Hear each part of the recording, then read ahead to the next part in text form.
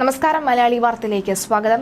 Yemen പൗരനെ കൊലപ്പെടുത്തിയ കേസിൽ വധശിക്ഷയ്ക്ക് വിധിക്കപ്പെട്ട യമൻ ജയിലിൽ കഴിയുന്ന മലയാളി നഴ്സ് നിമിഷപ്രിയയ്ക്ക് ലഭിച്ച ഫോൺ കോൾ സന്ദേശം വ്യാജമെന്ന് സ്ഥിരീകരണം. നിമിഷപ്രിയയുടെ വധശിക്ഷ നടപ്പാക്കാൻ ഉത്തരവില്ല എന്ന് സനാ ജയിലിൽ അധികൃതർ അറിയിച്ചതായി യമനിലെ ഇന്ത്യൻ എംബസിയാണ് സ്ഥിരീകരിച്ചത്.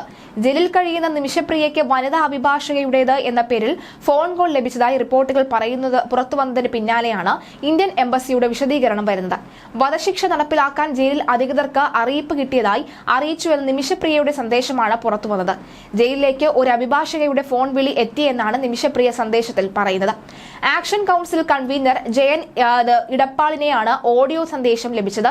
എന്നാൽ ഇത് സംബന്ധിച്ച് കേന്ദ്ര വിദേശകാര്യ മന്ത്രാലയത്തിന്റെയോ ഇന്ത്യൻ എംബസിയുടെയോ അധികൃതരുടെയോ ഔദ്യോഗിക പ്രതികരണങ്ങളൊന്നും തന്നെ വന്നിരുന്നുമില്ല. യമനിൽ ഇപ്പോൾ കോടതികൾ അവധിയാണ് എന്നും നിമിഷപ്രിയയുടെ സന്ദേശം ശരിയാണോ എന്ന് ഉറപ്പാക്കാനായിട്ടില്ല എന്നും നിമിഷപ്രിയ ആക്ഷൻ കൌൺസിൽ മെമ്പർ സാമുവലും പറഞ്ഞിരുന്നു.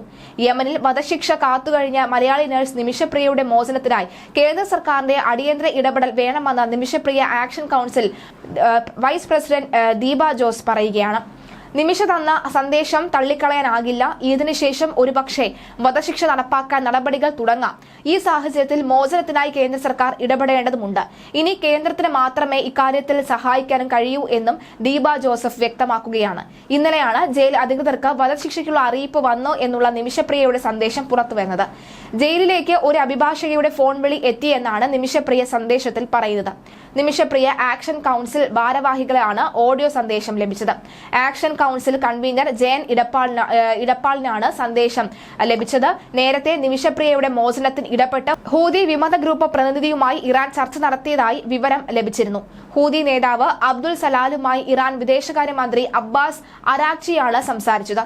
ഇന്ത്യൻ വിദേശകാര്യമന്ത്രി എസ് ജയശങ്കറുമായി കൂടിക്കാഴ്ച നടത്തിയ ശേഷമായിരുന്നു ഹൂതി വിമത ഗ്രൂപ്പ് പ്രതിനിധിയുമായി ഇറാൻ ചർച്ച ചെയ്തത്.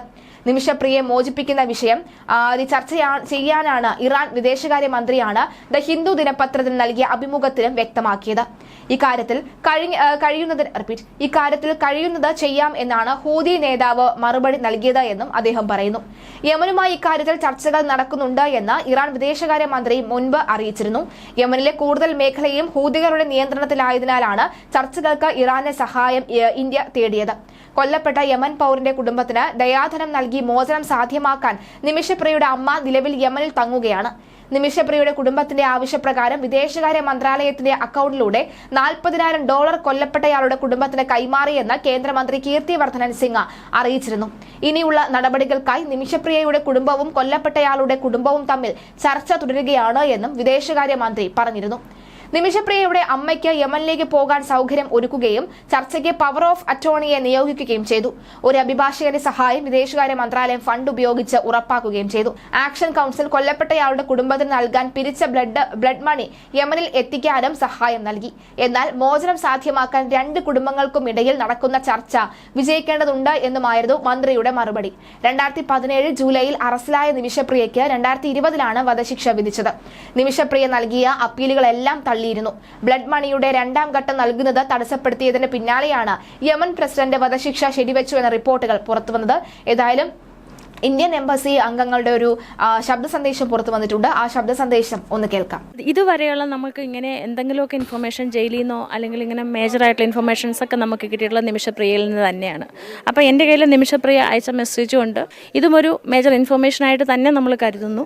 നിമിഷയുടെ കാര്യത്തിൽ ഇതിന് ശേഷം അവൾ അവസാനം ആ മെസ്സേജിൽ പറയുന്നുണ്ട് ഇതിന് ശേഷമായിരിക്കും ഇനി എന്തെങ്കിലും അറിയാൻ പറ്റുക എന്ന്. അപ്പോൾ അതിനു മുമ്പായിട്ട് കേന്ദ്ര ഗവൺമെൻറ്റിനോടായിട്ട് ഇതുവരെ ME ആയിട്ടുള്ള എല്ലാ കോൺവെർസേഷനും അല്ലെങ്കിൽ ഫോളോ അപ്പും ചെയ്തിരുന്ന ആളെന്നുള്ള വീണ്ടും ഞാൻ ME ആവശ്യപ്പെടുകയാണ്. ഞാൻ റിക്വസ്റ്റ് ചെയ്യുകയാണ് എങ്ങനെയെങ്കിലും നിമിഷപ്രിയയെ രക്ഷിക്കാനുള്ള എല്ലാ സാഹചര്യങ്ങളും ചെയ്ത് അവിടുത്തെ ചർച്ചയുമായിട്ട് ബന്ധപ്പെട്ട് കാര്യങ്ങൾ ചെയ്യണമെന്ന്.